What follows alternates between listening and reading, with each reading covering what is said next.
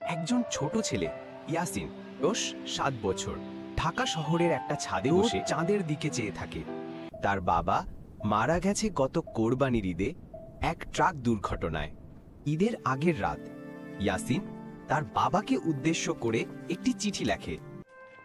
আব্বু, এইবার ঈদে তুমি থাকবা না, কিন্তু আমি তোমার পছন্দের সাদা পাঞ্জাবি পরব। আমি গরুর কাছে যেতে ভয় পাই না এখন। তুমি দেখবা আকাশ থেকে। সে চিঠিটা একটা ছোট কাগজের ঘুড়িতে বেঁধে ছাদের কোণে বাতাসের দিকে ছেড়ে দেয়। ঘুড়িটা ওড়ে শহরের বাতাসে মিলিয়ে যায়। আকাশে পূর্ণ চাঁদ, আর ঘুড়িটা ধীরে ধীরে চাঁদের কাছাকাছি পৌঁছায়।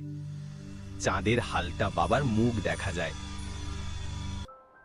ঈদ মুবারক আব্বু।